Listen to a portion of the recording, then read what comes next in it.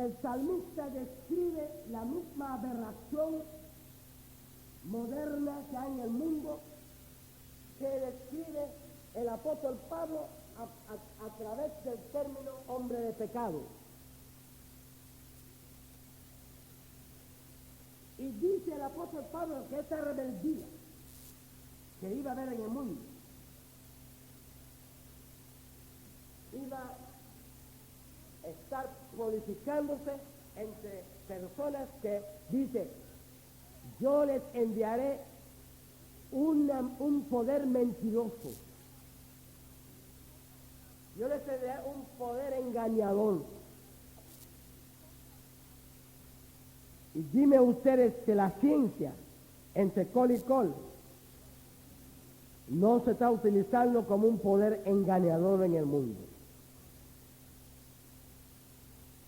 Entonces, dice, los que van a ser, porque por ejemplo, la doctrina de evolución, todo el mundo está obligado a creerlo. Ahora, ellos saben que no es una ley, porque hasta el momento no ha adquirido carácter de ley. Todavía se llama teoría de la evolución. Y cuando siguen llamando una cosa teoría, es porque no han logrado amarrarlo bien como ley. Entonces, si eso es teoría y no es ley, ¿por qué yo tengo que ser vilipendiado y arrinconado y ridiculizado por creer en Dios? ¿Y por qué a mí me puede costar no poder trabajar en un lugar porque yo creo en la evolución? Yo creo en la creación. ¿Y por qué yo estoy obligado a aceptar la evolución del mundo si usted todavía sabe que es una teoría no comprobado satisfactoriamente? Pero bueno, un poder engañador obliga a todo el mundo a creer en esa doctrina.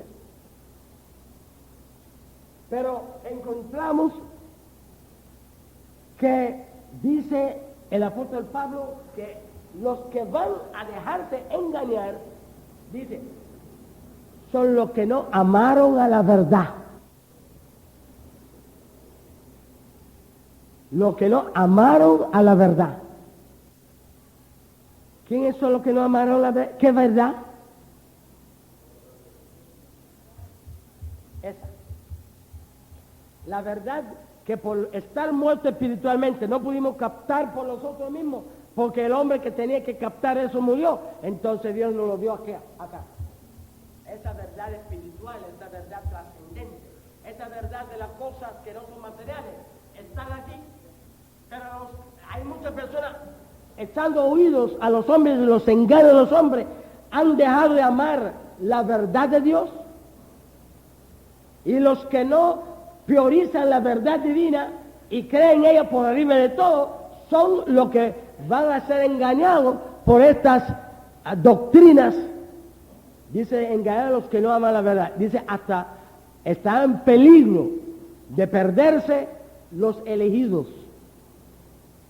Personas que Dios ha querido hacer algo con su vida, personas que Dios quería y tenía proyectos con ellos, pero se echan a perder y Dios ya no puede hacer con ellos nada porque ellos dejan de priorizar la palabra de Dios y empieza a priorizar las ideas de los hombres.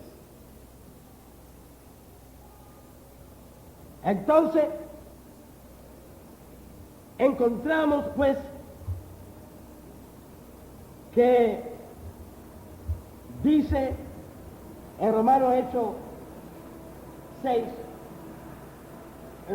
Romanos Hechos 7, que se desata en la vida del cristiano cuando él prioriza las cosas de la tierra, las cosas de este mundo, y no atiende la parte espiritual y no prioriza la palabra de Dios y no prioriza los compromisos espirituales y no prioriza las perspectivas espirituales. dice, se desarrolla en su vida interior una contradicción, una lucha. Y esa lucha dice, los designios de la carne son enemistad contra Dios, porque no se sujetan a la ley de Dios, ni tampoco pueden. Y los que viven según la carne no pueden agradar a Dios. Porque si vivo según la carne, sino según el Espíritu, si el Espíritu de Dios está en vosotros, y si alguno no tiene el Espíritu de Cristo, no es de él. Pero si Cristo está en vosotros, el cuerpo en verdad está muerto a causa del pecado, pero tú estás viva a causa de la justicia. Y si el Espíritu de aquel que levantó de los muertos a Jesús está en vosotros, el que levantó de los muertos a Cristo, Jesús vivificará también vuestros cuerpos mortales por su Espíritu que está en vosotros. Así que, hermanos, deudores somos, no a la carne, para que vivamos conforme a la carne. Porque si vivís conforme a la carne moriréis, pero si por el Espíritu hacéis morir las obras de la carne, viviréis. Así que está esas dos fuerzas, la carne que nos quiere llevar a la muerte, el Espíritu que nos quiere hacer prosperar en la vida y que nos quiere llevar a todo lo positivo. Y tenemos que definirnos si vamos a ser carnales o vamos a ser espirituales. Todas las personas que nacen de nuevo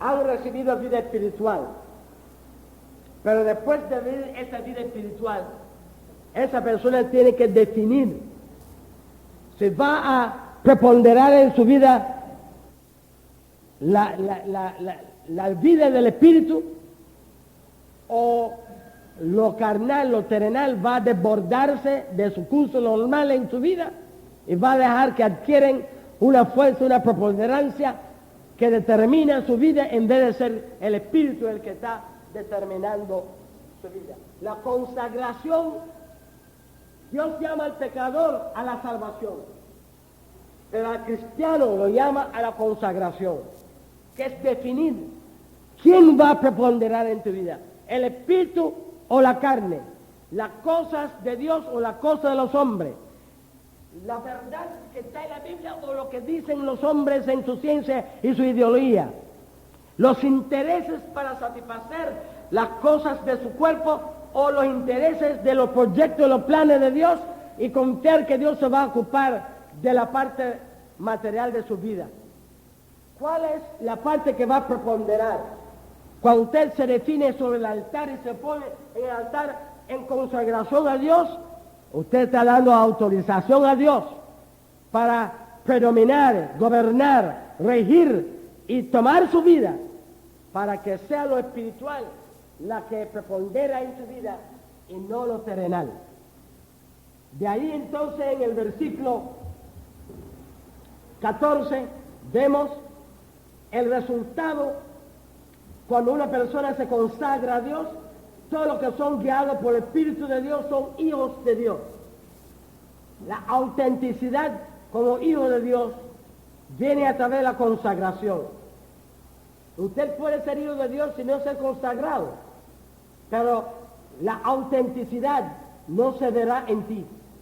Será un hijo de Dios que se salvará su pellejo, pero el mundo no podrá ver en ti con toda claridad y con toda definición un hijo de Dios, porque al no ser que tú estás consagrado, no se podrá definir en ti la autenticidad como hijo de Dios. Y todos los que son guiados por el Espíritu te puede guiar cuando Él te controla, cuando Él predomina en ti, es cuando Él te puede guiar. Y entonces todo el mundo tendrá que decir, este sí es un hijo de Dios. Entonces, no habéis recibido el espíritu de esclavitud para estar otra vez en temor, sino habéis recibido el espíritu de adopción por el cual clamamos Abba Padre. El Espíritu mismo testifica con nuestro espíritu de que somos hijos de Dios. Si hijos también herederos de Dios y coherederos con Cristo, si es que parecemos juntamente con Él, para que juntamente con Él seamos glorificados. Tengo por cierto que las aflicciones del tiempo presente no son comparables con la gloria venida que en nosotros ha de manifestarse. Ser cristiano no es solamente tener el Espíritu Santo. Y ser cristiano no solamente es el predominio del Espíritu Santo. Una cosa es tener el Espíritu Santo, otra cosa es que el Espíritu Santo predomina en ti. Si hay un yo, él no puede predominar porque el yo predomina. Si está la carnalidad, no puede predominar porque la carne predomina. Si usted es mundano, él no puede predominar en tu vida porque el mundo es el que le dice la última palabra en su vida. Entonces, consagrarse es poner el mundo, el yo y la carne en el altar para que el Espíritu predomina. Entonces, cuando el Espíritu Santo está predominando, entonces dice: las aflicciones del tiempo presente no son dignas de ser comparados con la gloria venidera. Es decir, esta dimensión espiritual en que tú has irrumpido cuando usted nació de nuevo, que el que no nace de nuevo vive pegado a la materia, con la mente llena de materia, su corazón lleno de materia y sus proyectos nada más llenos de materia. Pero cuando usted nace de nuevo, usted se abre al mundo espiritual.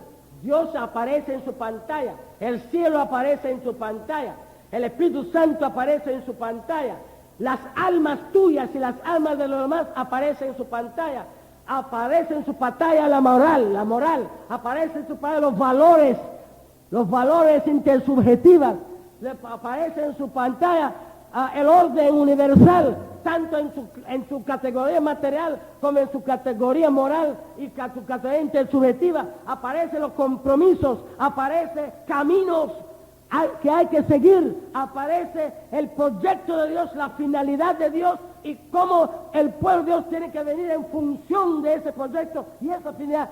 Todo eso aparece en su pantalla si usted está en el Espíritu.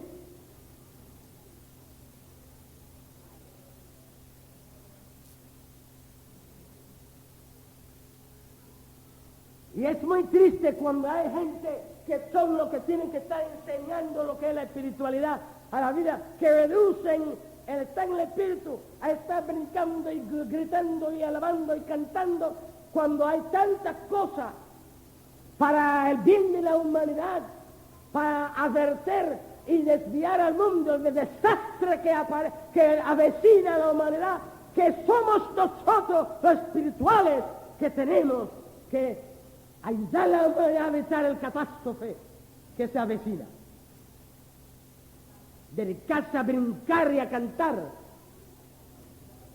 y a simplemente pensar que el Espíritu es para gozarse, como los niños jugando bolas cuando su país y otro país está al entrar en guerra, destruirse. Y ellos lo que quieren es jugar bola y cantar y bailar. Y no saben que esta guerra va a perder su papá.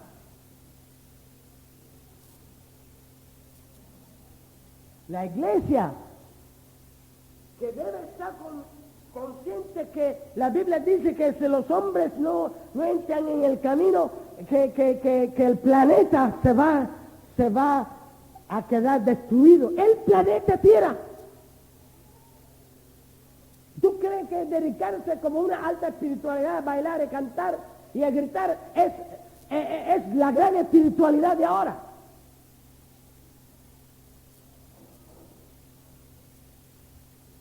Hace falta que usted aprenda a interpretar los caminos de Dios para que usted pueda enseñar caminos a la humanidad.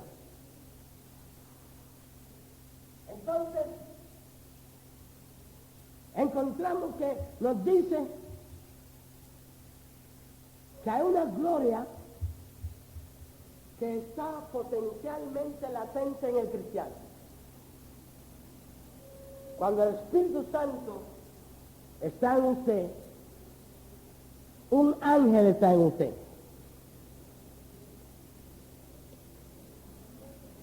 El salmista decía, ¿qué es el hombre?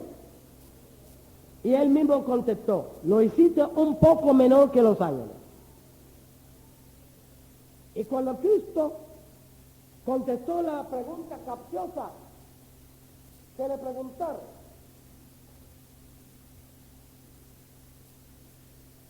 para ridiculizar su teoría de la resurrección y para mostrar lo absurdo de esa teoría, le plantearon una teoría absurda, porque siempre hay que, el que quiere comprobar que lo que Dios dice es absurdo, el único argumento que tiene a su disposición es un argumento absurdo.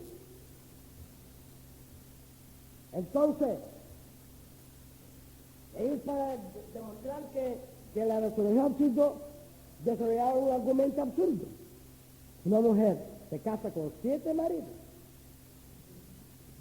Yo quiero saber dónde está el valiente que después de haber muerto 3 maridos quiere ser el cuarto.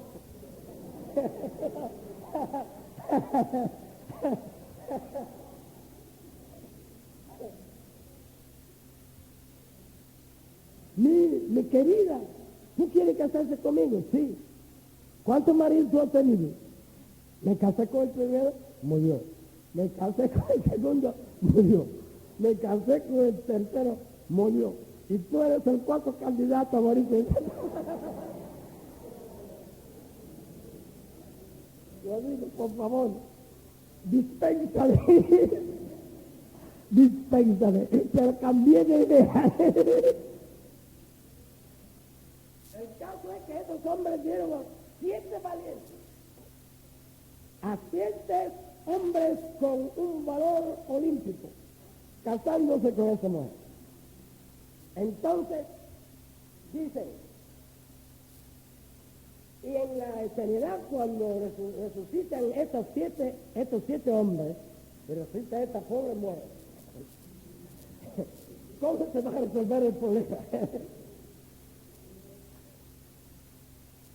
Entonces Cristo dice, ustedes erran por no conocer las Escrituras, porque allá en esa vida va a ser otro nivel distinto, y ustedes van a ser como ángeles. El salmista decía, somos un poco menor, pero Cristo dice, allá vamos a ser igual. Entonces, ¿en qué sentido somos un poco menor? Porque adentro tenemos un espíritu, y como espíritus somos iguales como los ángeles que son espíritus. Pero aquí estamos en un cuerpo material. Pero cuando Cristo viene, ese cuerpo material va a ser transformado en un cuerpo celestial y se borrará la diferencia entre nosotros y los ángeles y seremos iguales. Entonces, mientras que los materialistas nos dicen que somos la materia más desarrollada y los animales más sofisticados, dice Cristo y la Biblia que somos los ángeles menos desarrollados. Ahora, cuando Cristo viene y usted nace de nuevo y el espíritu que estaba muerto empieza a vivir, eso es un ángel en embrión. Es un ángel en embrión. Ahora Pablo dice que usted no se imagina la gloria que un día en usted va a ser manifestado. No solamente ante este mundo, sino ante el universo entero. Su cuerpo, todo el mundo mira su cuerpo igual que ellos y no saben que es un ángel en embrión. Es igual que mirar un capullo con un gusano adentro y no ver que hay una mariposa ahí adentro. Pero cuando se pasa y cumple el tiempo y empieza a romperse ese capullo y de pronto sale aquella mariposa a levantar vuelo y todo el mundo se queda boca abierta mirando, pero eso estaba ahí adentro. Pero dice Pablo que 2 estarán en el campo, uno es cristiano y el otro no es cristiano, uno es capullo y el otro no es capullo, y de pronto aquel se queda boca abierta a ver. Entonces el ángel hace así, y 2 están en la cama y uno es capullo, el otro no es capullo, y entonces de pronto el marido se va alejando porque ve algo tremendo y aquella mujer hace así y se levanta y en todo el mundo la revelación de los hijos de Dios, la manifestación de los hijos de Dios aquel ángel potencial haciéndose realidad ante nosotros, en las oficinas, donde quiera, y aquella nube de cristianos en aquel vuelo espacial sin pasar de regreso. Hay quien dice que va a ir y venir y va a ir y venir. Aquí no dice nada de eso. Aquí dice, aquí cuando nosotros hacemos así, no hay regreso para nada. Dice, y allí estaré con ellos para siempre. Eso es lo que dice Cristo. Los teólogos dicen otra cosa, pero el fundador de la iglesia dice, levantaremos vuelo, nos reunimos con él y allí estaremos siempre. Y yo siempre voy a poner lo que él dice por encima de lo que dicen los demás. Entonces, hermanos, Pablo está diciendo que las aflicciones del tiempo presente no son dignas de... Ahora tú eres gusano. Espérate, no.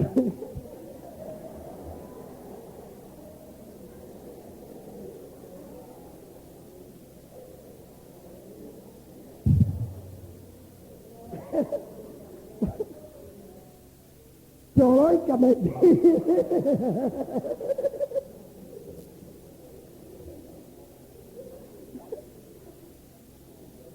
Mejor.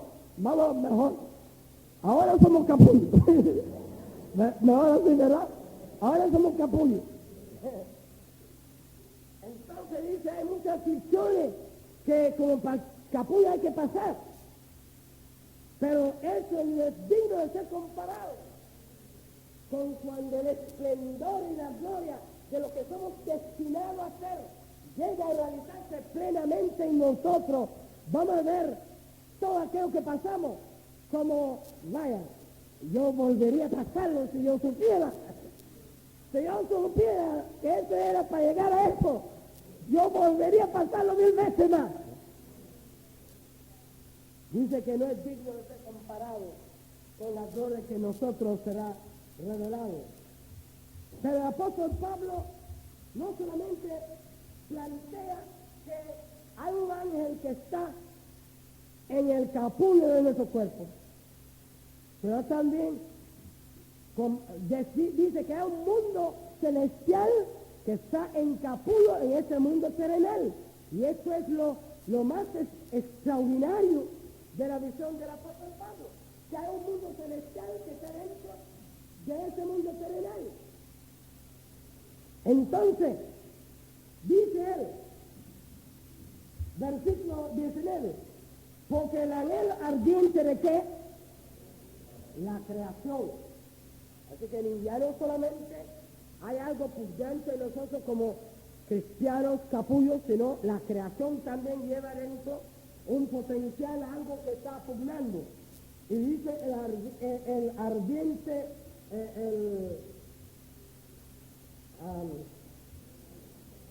el anhelo ardiente de la creación es al aguardar la manifestación de los hijos de Dios. La creación fue sujetada a vanidad. Cuando usted sujeta a un perro, no es para mantenerlo así. Un día usted lo va a desatar, pero ahora un perro sujetó. Dice la creación fue sujetada a vanidad. Esa vanidad quiere decir mortalidad. Un estado de mortalidad, un estado de mutabilidad, un estado de transitoriedad. Entonces, el Creador sujetó la creación a un principio de mortalidad y dice en el versículo, al final del versículo 20, que la sujetó en esperanza. Cuando dice que no sujetó la creación a vanidad, o es decir, mortalidad, en esperanza, quiere decir que ese estado de mortalidad no es estado final, sino es un estado temporal, un estado transitorio, para él un día llevarlo a su estado final. Por eso dice que la sujetó en esperanza. Y a mí siempre me llamó la atención cuando dice en Génesis Dios descansó el séptimo día. Y yo dije, bueno, pero Dios, ese descanso, ¿qué cosa es? Es que Dios se agotó. Pues cuando nosotros nos agotamos, descansamos, pero el descanso de Dios, ¿cómo se entiende? Que Él se agotó, se cansó, se extenuó y dice, bueno, caballero, voy a descansar. No. Es que Dios terminó una etapa de su plan creador para después emprender de nuevo la etapa final. Entonces dice Pablo aquí que Dios sujetó la creación a vanidad para después en esperanza, es decir, llevarlo más adelante a su estado definitivo. Entonces dice en el versículo 21, por tanto también la creación misma, cuando dice también la creación misma, él también está ligando la idea con el hombre. Él ya mostró al hombre que está en un estado para alcanzar otro estado, y ahora dice también la creación misma está en un estado ahora para ser liberado más adelante de ese estado. Dice también la creación misma será libertada de la esclavitud de corrupción. Esta palabra corrupción comprueba que la explicación de la palabra vanidad como mortalidad es correcta, porque ahora utiliza en vez de vanidad y en vez de mortalidad, corrupción. Y corrupción quiere decir algo que muere y se corrompe. Entonces, esta confirma nuestra interpretación. Entonces ahora dice por tanto también la creación misma será libertada de la esclavitud de corrupción a la libertad gloriosa de los hijos de Dios. En la misma forma que nuestro cuerpo, como hijos de Dios, nuestro cuerpo va a hacer la transición de un cuerpo material a un cuerpo celestial, la creación va a hacer la misma transición de una creación material a una creación celestial. Por eso dice que la creación misma va a hacer libertad a la libertad gloriosa de los hijos de Dios. ¿Y por qué no? Si el cuerpo nuestro es lo mismo que el resto de la naturaleza, y si nuestro cuerpo puede alcanzar el estado celeste, esta es la prueba de que el resto de la naturaleza lo puede alcanzar, porque todo lo que está en nuestro cuerpo es lo mismo que está en el resto de la naturaleza. Entonces, quiere decir que la resurrección de Cristo, que tenía el mismo cuerpo que tenemos, y que los mismos componentes que estaban en su cuerpo en la que está en la naturaleza, es prueba de que la esperanza de la resurrección no es vana. La esperanza de la resurrección no es una ilusión de los cristianos, no es una alucinación de los fanáticos religiosos, porque ya es un hecho histórico. Jesucristo experimentó la transición de su cuerpo a un cuerpo mortal, a un cuerpo inmortal, a un cuerpo terrenal, a un cuerpo celestial. Y la glorificación del cuerpo de Cristo es la historización de la esperanza cristiana, en la cual se plasmó en el hecho de la glorificación de Cristo lo que va a suceder a nuestros cuerpos y lo que va a suceder a toda la creación material. Entonces, dice en el versículo 22, sabemos que toda la creación de una está con dolores de parto hasta ahora, y no solo ella, sino también nosotros mismos que tenemos la primicia del Espíritu, nosotros también venimos entre nosotros mismos esperando la adopción de la redención de nuestro cuerpo. Porque en esperanza fuimos salvos, pero la que esperamos que se ve, la esperanza que se ve no es esperanza, ya que si alguno lo ve, ¿para qué esperarlo? Es que la esperanza cristiana tiene dos aspectos. Una parte que ya se cumplió en nuestras almas y otra parte que en el futuro se cumplirá en nuestros cuerpos. Entonces dice, en esperanza somos salvos. Es decir, la esperanza de salvación ya la tenemos, pero queda una esperanza todavía por cumplirse en la segunda venida, que es la redención de nuestros cuerpos. Por eso razones que tanto la doctrina de redención, como la doctrina de salvación, como la doctrina de la renovación. A veces hay textos que lo presentan como una experiencia actual, otros textos lo presentan como una esperanza futura. Y es que todo lo que tiene que ver con nuestras almas en la parte espiritual es actual, en lo que tiene que ver con la parte de nuestro cuerpo es para la segunda venida del Señor Jesucristo. Entonces, dice en el versículo 25, si esperamos lo que vemos, no, con paciencia lo aguardamos. De igual manera, hemos de pedir como conviene, no lo sabemos, pero el Espíritu mismo intercede por nosotros con gemido indecible, y el que escudriña el corazón sabe cuál es la intención del Espíritu, porque conforme la voluntad de Dios intercede por nosotros. Así que la oración para el cristiano no es igual que la oración de los mahometanos, o la oración de los islámicos, o la oración de los budistas, que la oración de ellos es dentro de ese mismo plano terrenal. Pero el cristiano, al tener un alma espiritual, conectado con un Dios espiritual, con un Espíritu Santo que nos conecta con Dios, tenemos un cable espiritual, que el Espíritu por un lado está escudriñando nuestro corazón, y el Espíritu por el otro lado está hablando con Dios. Así que el mismo Espíritu está por un lado hablando con nosotros y por el otro lado hablando con Dios. Entonces, cuando nosotros no tenemos que preocuparnos de la estructura, la elocuencia, a toda la sintaxis de nuestras oraciones, porque lo verdadero y lo real del Espíritu no es la palabra, ni la gramática, ni la oratoria, sino es la verdadera intención del corazón. Que el Espíritu no está escuchando toda esa palabrería que estamos haciendo. El Espíritu está escudriñando el corazón y viendo cuál es la verdadera intención del corazón. Y Él recoge la intención, aun cuando usted no lo sabe poner en palabras.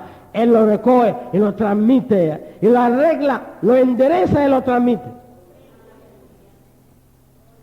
Y la oración de un cristiano verdadero siempre llega bien.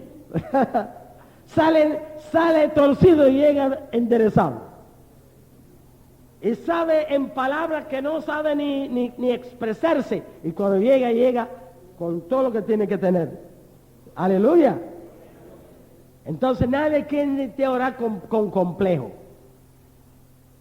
Porque la oración es a través del cable del Espíritu. Que Él escudriña la intención del corazón y empaqueta todo bien empaquetado.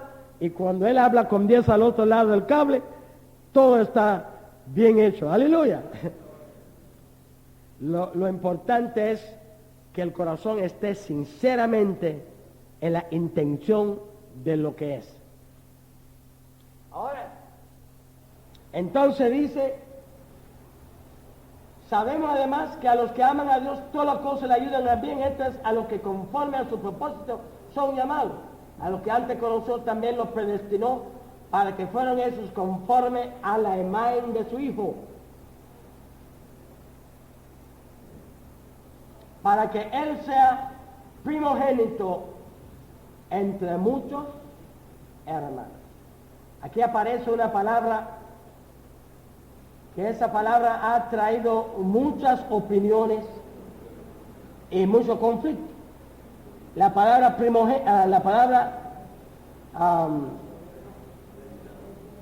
predestinación. Ahora, yo no sé de qué manera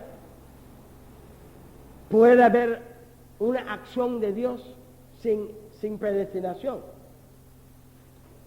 Porque el mero hecho de que Dios es omnisciente conlleva que Él todo lo sabe. Y no es posible creer en Dios sin creer en la omnisciencia. Si Dios es omnisciente, todo lo sabe. Y si Dios es supremo, todo lo determina.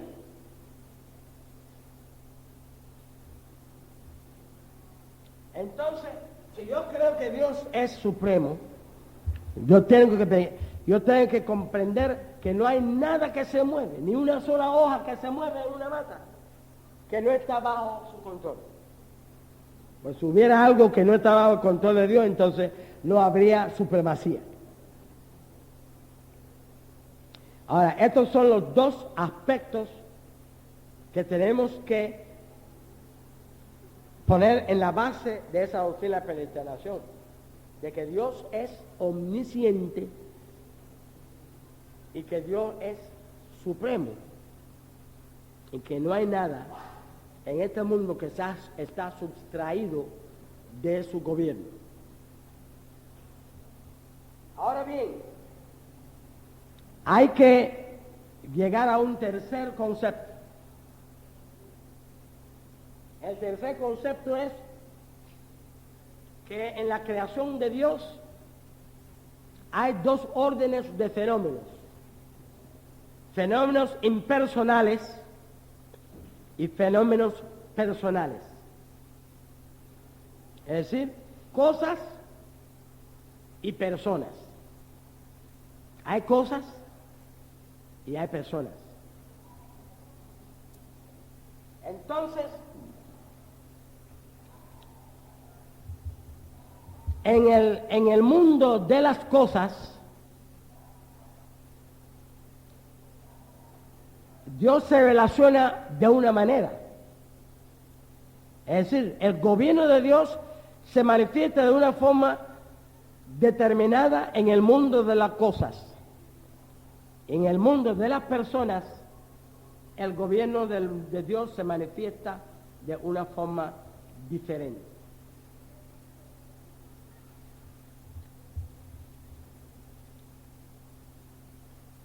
En el mundo de las cosas, Dios gobierna sobre la cosa por la ley de la necesidad objetiva. La necesidad objetiva determina los hechos objetivos en el mundo de las... La necesidad objetiva quiere decir que una fuerza superior acciona sobre una fuerza inferior y hace que esa fuerza hace lo que tiene que hacer sin que interviene la inteligencia, sin que interviene la elección, sin que interviene la voluntad o la conciencia. Una fuerza superior actúa sobre una fuerza inferior y lo hace hacer lo que tiene que hacer. Es decir, la necesidad. Algo hace algo porque tienen que hacerlo, por la fuerza mayor que opera sobre él. Eso es como la cosa sucede en el mundo de la cosa. El mundo de las personas está constituido de tres clases de seres: seres divinos, seres angelicales y seres humanos. Todos estos seres tienen en común que son personas.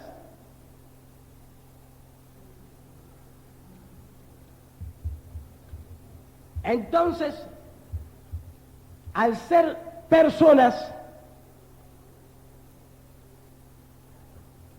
hay un hilo conductor entre los tres órdenes de seres.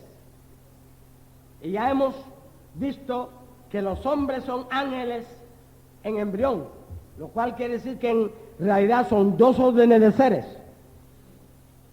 Dios, compuesto de tres personas, y los ángeles y los hombres que están destinados a ser ángeles. Hay un hilo conductor que unifica a esos tres fenómenos, aunque tienen categorías distintas en cuanto a nivel, pero tienen en común que comparten la misma semejanza.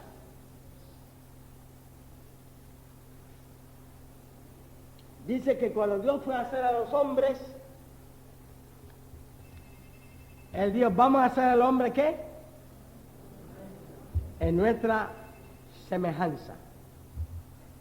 Y ustedes saben que esto es algo que se funda en el hecho de que el hombre fue creado para ser un hijo de Dios. Hay dos genealogías en el Nuevo Testamento. Uno en Mateo, que empieza con Adán y termina con María y Josué. Y en Lucas hay otro que empieza con María y José y termina con Dios. Y va bajando de María hasta cuando llega a, dice Adán, hijo de Dios. Esa es la base de la semejanza. Dios es espíritu, los ángeles son espíritu, el hombre es espíritu, y tanto Dios, los ángeles como los hombres comparten la semejanza de Dios. Entonces, ¿qué significa tener la semejanza de Dios?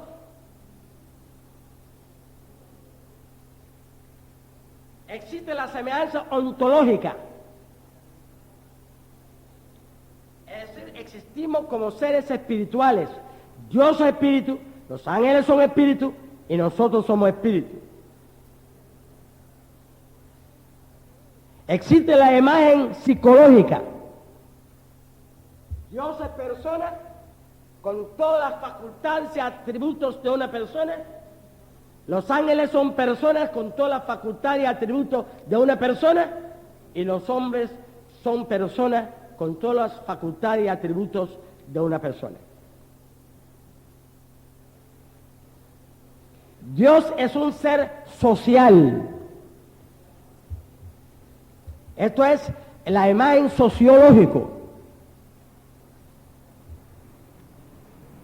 Dios es un solo ser constituido de tres personas. En Dios se coincide la individualidad y la comunidad. Dios es una comunidad y es un ser. Los principios de comunidad y los atributos de la individualidad están ambos, tienen sus raíces, sus fuentes en Él. Entonces, a la hora de nosotros manifestar la semejanza de Dios, el individualismo no es el mejor exponente de la semejanza de Dios. El individualismo es para la individualidad lo que la glotonería es para el apetito. No es malo tener apetito, pero es malo ser glotón. Y no es malo la individualidad, pero la absolutización de la individualidad en individualismo es malo. No es malo tener emoción, pero la absolutización de la emoción en emocionalismo es malo. Entonces, cada uno debemos tener nuestra individualidad, pero cuando absolutizamos y unilateralizamos eso, y todo lo que se unilateraliza se absolutiza, hace que seamos inadaptados a las relaciones objetivas en las cuales tenemos que movernos. El individualismo nos inadapta para movernos en las relaciones comunes que somos llamados dentro de los cuales somos llamados a movernos.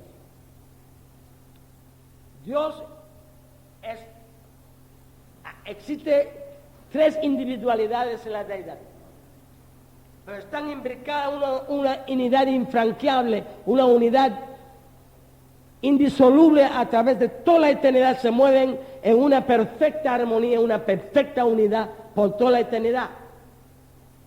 Y el hombre, para tener la semejanza de Dios, tiene que tener su individualidad sin comprometer su posibilidad de moverse armónicamente y unificadamente dentro del complejo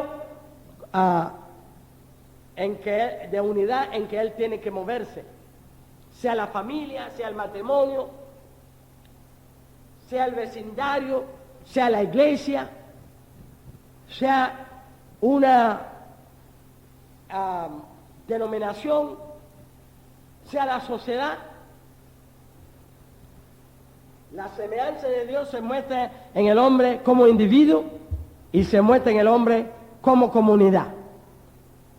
El pecado no solamente distorsiona al individuo, distorsiona la vida comunitaria. Y Dios llama a la iglesia a ser exponente del individuo ideal y de la comunidad ideal. Y no podemos cumplir esa misión de ser exponente del individuo individual que tiene una individualidad que no es una patología y que tiene una comunidad que no es una regimentación patológica, sino que sea una comunidad de personas libres que pueden vivir en orden sin perder su libertad y pueden tener libertad sin perder el orden.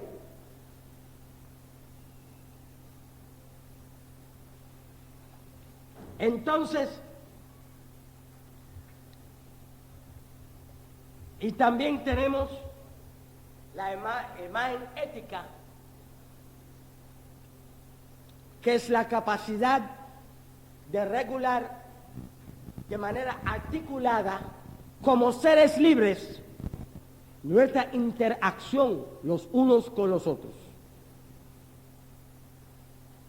Entonces, cuando tenemos la capacidad de autorregular de manera articulada, de manera objetivamente articulada, nuestra interacción como seres libres, los unos con los otros,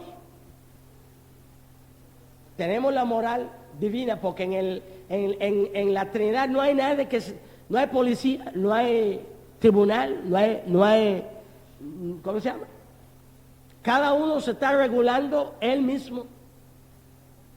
Y no hay aberraciones, no hay agresiones, no hay nadie que está extralimitándose, no hay nadie que hay que volver a ponerlo en su lugar. Todo el mundo está en su lugar funcionando armónicamente en todas las cosas.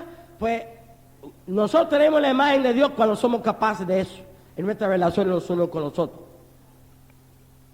Eso es la moral. La imagen moral. Tenemos que Dios es creador.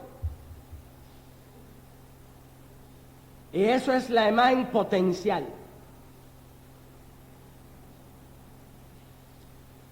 La creatividad es el potencial de producir algo que antes no existía.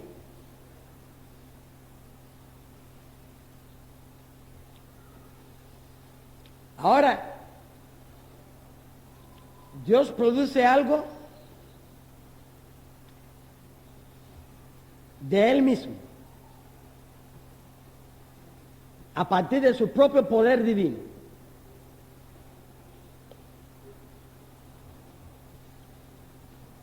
Pero nosotros tenemos que producir a partir de la materia prima que Dios ha puesto a nuestro alcance. La materia prima que Dios ha puesto al alcance es lo que nos sirve para producir lo que producimos. Ahora, cuando nosotros decimos que nosotros tenemos los seres personales tienen la imagen de Dios como hijos de Dios, no quiere decir que son dioses. Hay una doctrina hoy en la cual se quiere enseñar a los hombres que son dioses, que por eso la doctrina de la creación es tan importante. La doctrina de la creación mantiene la línea de demarcación entre Dios y los seres personales. Aunque los seres personales son hijos de Dios, no son dioses. La doctrina de la creación mantiene la línea de demarcación entre los creados, los seres creados y el creador. Entonces nos mantiene una humildad, que tenemos la semejanza de Dios, pero que no somos dioses. Pero por ejemplo, hay religiones orientales que plantean que somos una emanación de Dios, que el mundo emana de Dios.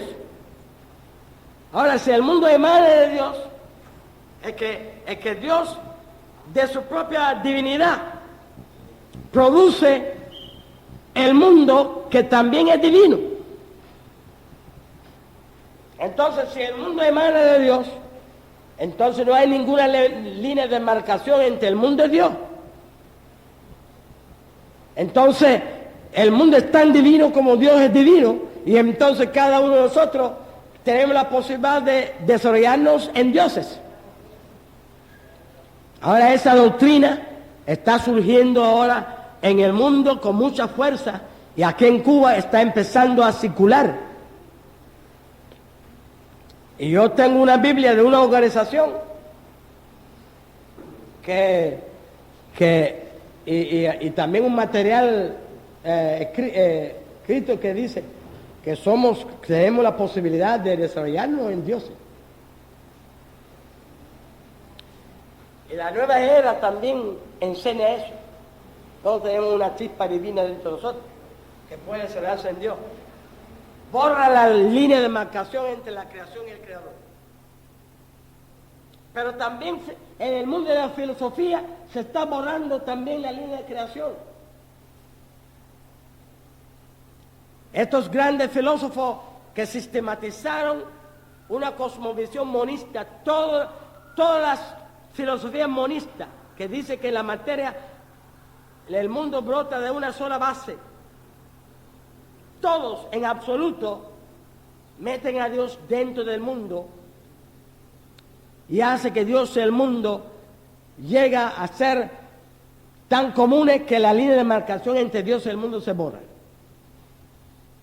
Hegel, Kant, Spinoza, Berkeley, todas esas personas, sea idealista, materialista, sea panteísta, sea vitalista, todos expresan en el mundo una sola organización a partir de una sola base, y con eso quitan la línea de marcación entre Dios y la creación.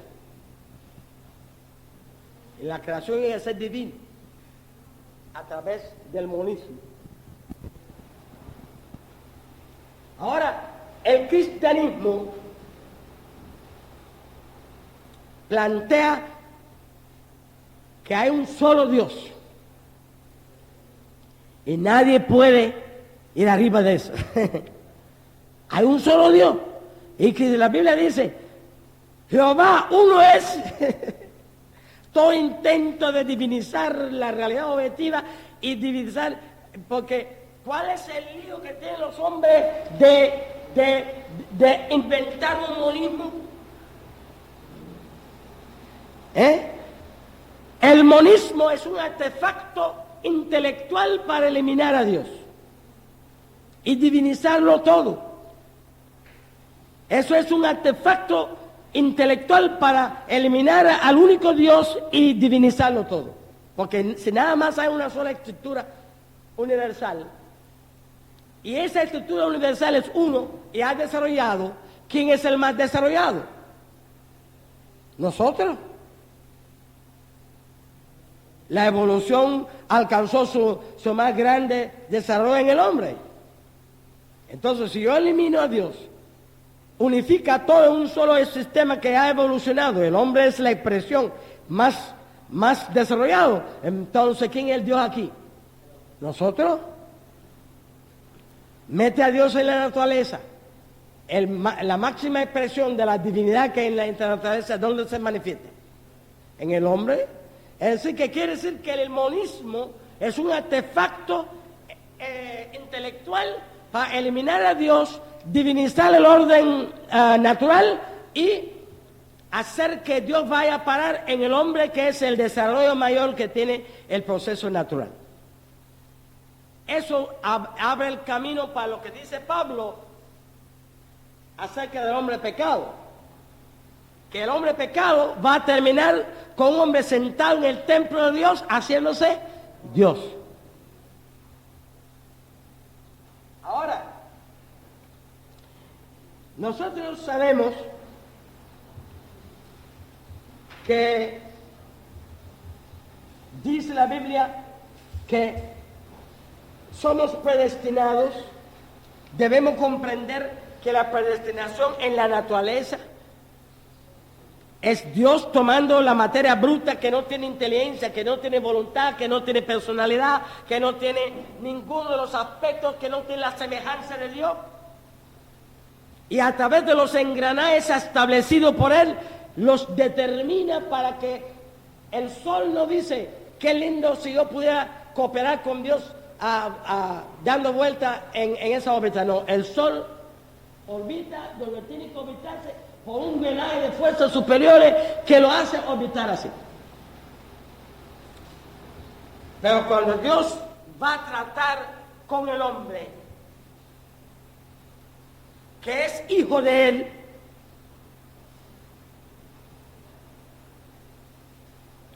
y no estamos hablando de las mentes animales o brutas, que nunca fueron padres ni saben nada de lo que es ser padre. Estamos hablando de personas que entienden humanamente y civilizadamente lo que es un padre, lo que es tener hijos, y lo que es el trato de un padre a un hijo. Estamos hablando de un déspota, tirano, bruto, que no entiende que puede haber alguien frente a él que tenga voluntad. Estamos hablando de un personaje sensible que es padre y que está tratando de una criatura que él creó para ser hijo y que le dio su semejanza y que él es tan libre como es su Dios y él es tan inteligente y él es sensible y tiene todos los atributos, solamente que su padre es en grado superior y él es lo que es su padre en grado menor.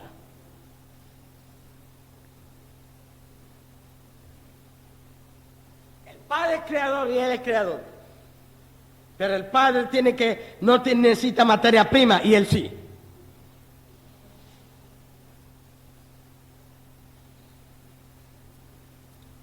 Pero encontramos que toda interpretación de la predestinación tiene que sacarse de la interpretación de los potentados bárbaros de la historia, que no admiten otra voluntad que no sea la de ellos sentados en el trono. Tenemos que ubicarnos que estamos hablando de Dios.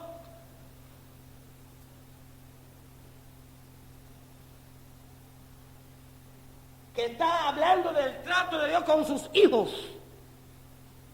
que Él creó en su semejanza y respeta esa semejanza que Él ha puesto en ellos. Porque si Él no respetara esa semejanza, sería una falta de respeto a sí mismo, que ha puesto su semejanza en ellos. Y cuando Dios va a tratar con sus hijos, dice, he aquí, estoy a la puerta. ¿Y qué? Y llamo. Si alguno quiera oír mi voz, yo entraré. Es decir, si tú no abres, si no oye y abre, no entro. Si oye, abre, entro. ¿Qué quiere decir eso, hermano? Que Dios soberanamente... Hay algunos con esa aberración teológica de que si existe la libertad de algún otro ser, entonces esto limita la soberanía de Dios. Asimismo piensan todos los dictadores que América Latina ha tenido. Nosotros no somos poder si existe alguien con una opinión.